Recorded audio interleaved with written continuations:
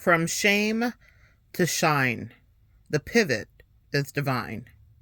Greetings, guys. Welcome back to my channel. My name is Monette, and this is my channel Evolve with Monette. For those of you that are new here, I am a professional intuitive empath, and we're going to get right into the message for today.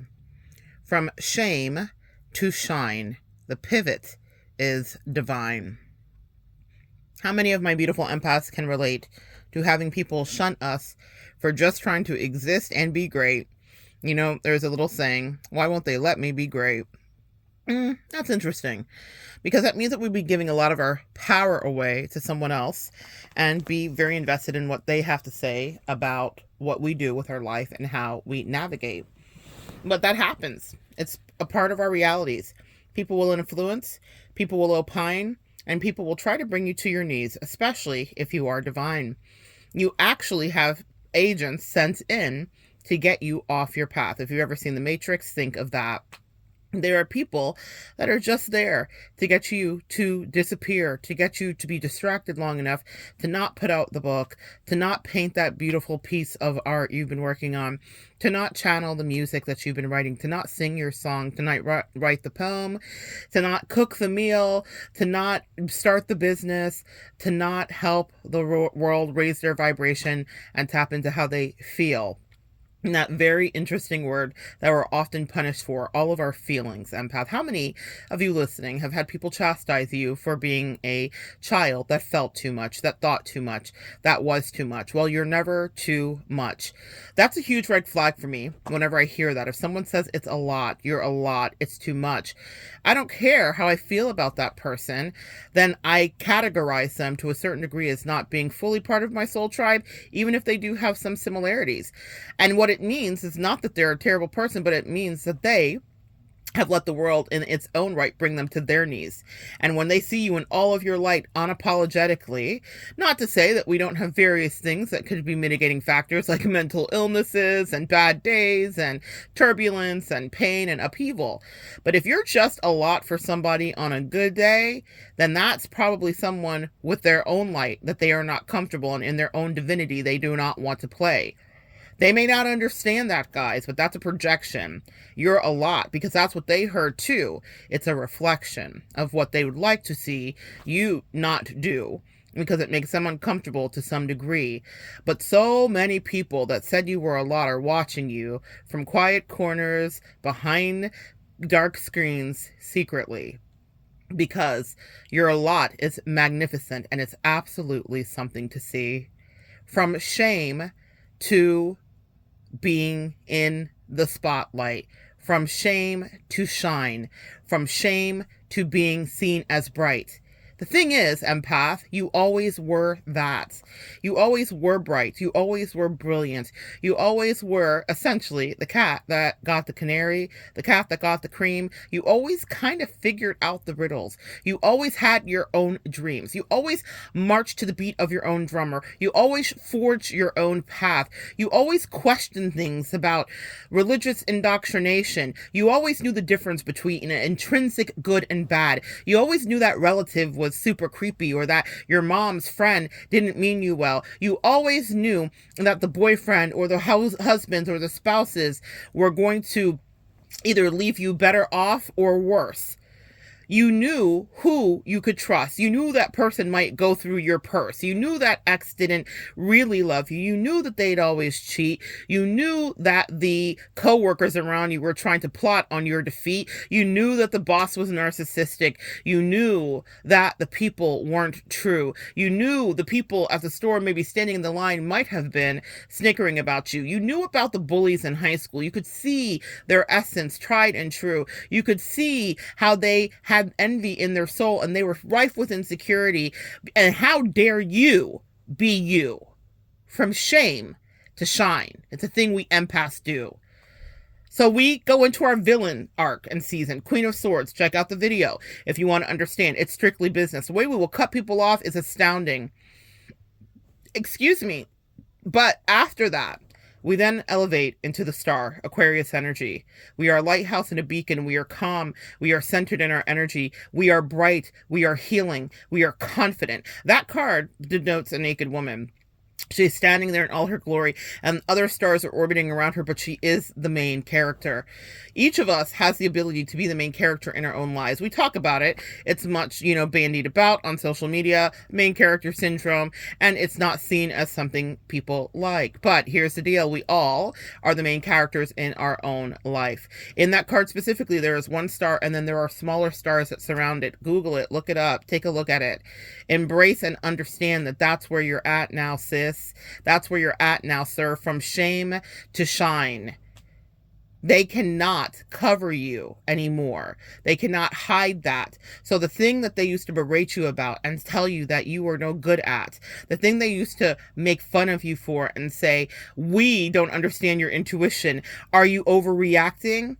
Guys, even the most well-meaning of people can lob that to you because they don't understand what goes through your mind. They don't understand how your brain works. They don't understand how you process that. I've had family members say it. I've had potential connections and lovers. I've had actual lovers say it. I've had people in my life that I trusted, that I cared about, question my integrity and my intuition because they just couldn't fathom. Maybe it was an annoyance to them. Maybe it was something they couldn't really wrap their brain around. The way that I ferociously protect myself now, I pass that along to all of you. From shame to shine. It's something that every empath will have to go through. I do not let anybody gaslight me because my intuition has saved me time and time again. Even if I didn't understand why I was asked to move left instead of right, I moved and then I found out after the sidewalk ends. You guys know I love me some Shel Silverstein. Sometimes you're about to head off of a cliff and your intuition will say to you, wait a minute, sis. Wait a minute, sir. Don't go over there. That sidewalk won't exist anymore. And everyone around you is walking like sheeple, paying attention to the rest of the people, but you're paying attention to you. And before, in the past, they would shame you. Oh my gosh, look at them. Boo. They're so nerdy. They're so geeky. They don't understand. They're not cool, whatever cool is. Now you're the coolest, sis. Now you're the coolest, sir. Now it's your world, and people are consulting with you to get a glimpse into what that brain do. When they question you, they made terrible, atrocious, repeated bad decisions. And we're looking at you like, what are you doing? Who do you think you are? You've never been the vision, but you were the visionary. See, you are not the vision that they envision. You are not the standard that society set. You were easy to push aside. You were easy to forget. You were easy to ignore. You were easy to bully. You were easy to try to gaslight out of in a world that is wild and woolly. You were easy to gaslight. It was easy for a while to shame you because how could you think differently than we do? These hive mentality, inauthentic, non-creative people judged you. From shame to shine. It's the path of the empath. It's the thing that we do. Well, I'm here to tell you the shine now is upon you. You are solidified and you are validated in your choices. Your intuition is tried and true. Repeatedly, time and time again, it has come in to rescue you. It has saved you from deleterious people, narcissists, foes, and friends. It saved you from family members that thought so and people that had their hand out again and again. It has saved you from your own lower vibrations. Let me tell a quick story here. Years and years ago, when they said, here's a covert narcissist to fear, they asked me, my spirit team, my angels and ancestors, to block, cut, and disconnect. And you know why they did that? So that I would not end up later vexed and upset and in handcuffs, grabbed up by my neck. Let me tell you why. Because I didn't understand. So they utilized my anger and my pain. They said all of the ways that these people did shame, hurt, embarrass, and shun you. My sweet daughter, my sweet servant, we have so much in store for you. It will be beautiful, but cut them off here. Cut the head off the snake, have no fear. But why, I said, I pride myself in longevity. I pride myself in relationships and rehab and transmuting energy. And they said, exactly. But there's more work for you to do. Leave the trash behind. They never valued or respected you. If you would have heard the things they said, you wouldn't be arguing with us in your head about should you cut them off or leave them for dead. I'm talking to somebody here. Should you cut them off or leave them for dead? It's a real thing we empaths will have to do, energetically speaking, of course, metaphorically and figuratively. It is true. I had to make a decision, and that decision saved my life. I'll not just speak in the riddles of my mother, the Gemini. I'll tell you this. When I cut them off, it was because that anger did exist. It was roiling and boiling in me, and I was disgusted and resentful. I despised their energy. I despised the lies. I despised their trashy ass. I despised the way they had shamed me and made it seem as though I wasn't good enough when they could never even be to the caliber of the standard that I set. We set the bar very often, and now we learn upon setting bars how to vet new energies coming in. But I despise them. So my angels were wise with me. Listen, listen, listen, children, is what they said to my soul. They said, listen up, child. Where before the rottenness, the bitterness, and the lower vibration takes hold of you, because if we're in any kind of dynamic with a toxic twin flame or a covert narcissist or an actual narcissist, that toxic energy will want to seep into you. You will feel a vitriol and a hatred that you've never felt for anybody before. When I started that journey, the way that I was disgusted and had absolute dripping hatred for the person, because of the way that they played their silly, stupid games, and upon me, they wanted to heap shame when they were, in fact, the epitome of shameful. They were smegma, they were scum, they were horrible. They have never won or succeeded at anything in life. And all I'd ever done, empath, can you relate, is overachieved in all these other ways. We still need therapy, don't we? Even on that side. But I cut them off. And it was because later, when I had lost all care and feeling, when it had all atrophied, and before I had hit that beautiful space of apathy, I wanted revenge. My angels and my ancestors were so wise. They said, they shamed you, but you would have, quote unquote, killed them. And so we asked you to disconnect. You can't go back and cyberstalk. You can't go back and see. I cut every one of the heads of those snakes off completely. And I did it before I even understood that in months later, I would want a revenge root would take hold. That I would be shook with wanting to get them back. Can you guys relate? Empaths aren't talking like this. It's all this light and love shit. I love that too. But how many of us have had a vengeance in our soul for the things that those people did do, for the way that they did treat us? I hold space for you today. You are not crazy. In your face, they did play. You didn't miss a beat. But you did beat a hasty retreat, and I listened. And it was my saving grace that I wasn't showing up like some crazy person that we see in America every day, staking out their households for the games that they play. It was my saving grace that I wasn't taking energetic hostages, that I wasn't making them confess their sins. You see how God will protect you from yourself? I would love to hear more people in our metaphysical love and light rainbow world talk about that kind of darkness, the shadow side, when we're living in a dark world. What happens with reactive abuse after you've been bullied and you finally learn how to put your sword to use, Queen of Swords? What happens there? You still will be challenged because we're held to a higher standard than they ever would be. They operated out of their duplicity, but we also have an innate duality, empath. Do not forget that.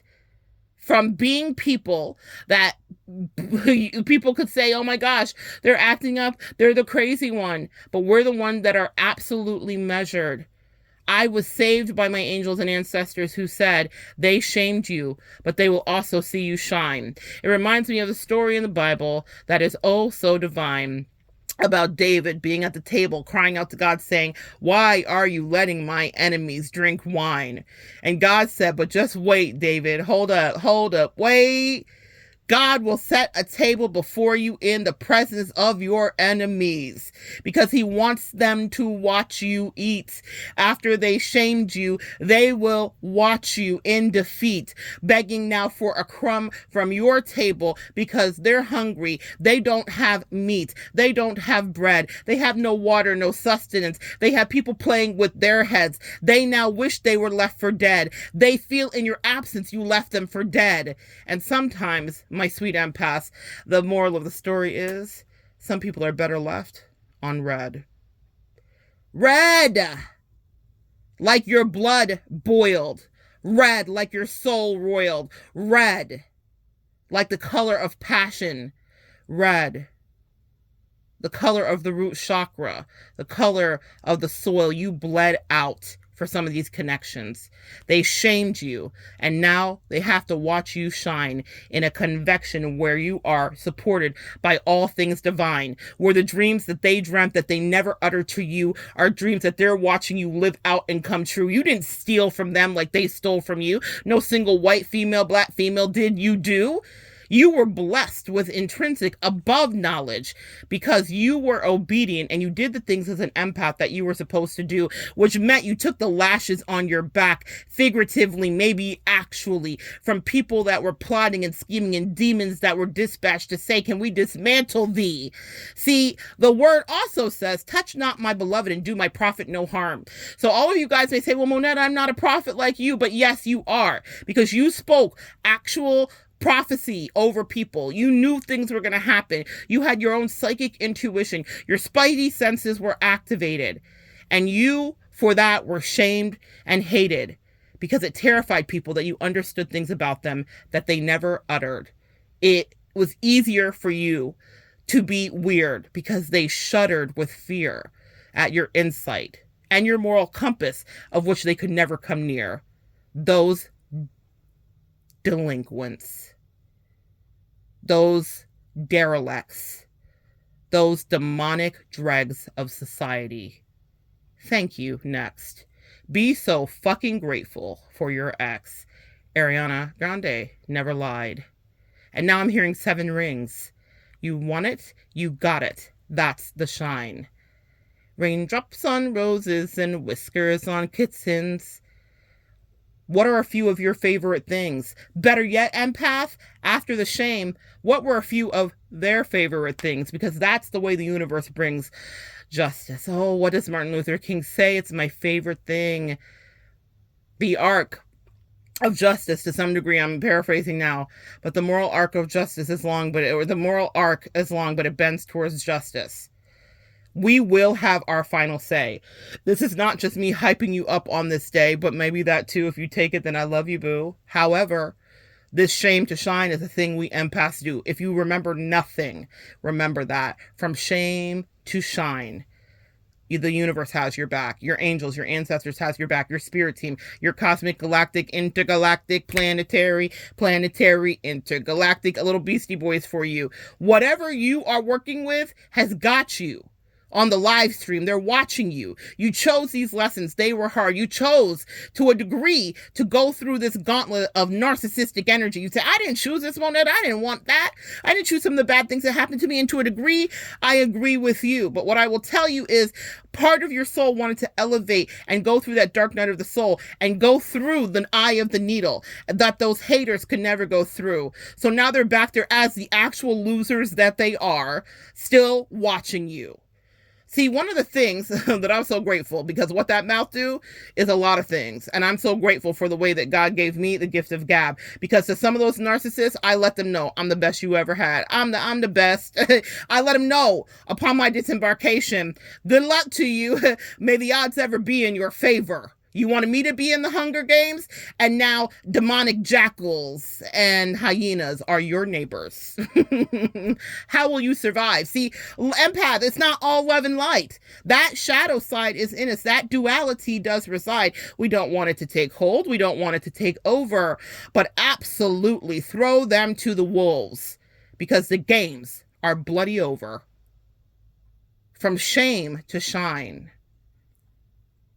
You rise, you climb out of the well that they pushed you in, out of the muck that they love to see you roll in, wanting you to be beneath them when they were always these derelicts that were subject to the opinions of many men, unable to form their own opinions, unable to formulate their own thoughts, unable to think for themselves. I am disgusted at the weakness that some of these people exhibited. It's so funny that they were ever disgusted or embarrassed by me when they are the full and total embarrassment of their family, community, and society. That's heavy. But you know what also is heavy? My sweet empath queens and kings, it's the head that wears the crown and the responsibility that it brings. So chin up, my buttercups. We are preparing tomorrow for a coronation, and we get to watch in real time what's playing out in a spiritual vibration for you. That's the channel message today. So if you happen to tune in, as some of us may do, because we are royalists in the ways that we are, or you're not, but understand, if you have no interest in the royal family, that there is a parallel, a metaphor, and an allegory playing out. Heavy is the head that wears the crown. In order to get to that place, it's not all easy, but people will always clamor and chase for clout. What did the great queen say? Never complain and never explain. So some of you have seen your way out of the rain. I can't stand the rain against my window, but you're Superfly. That's what they didn't know.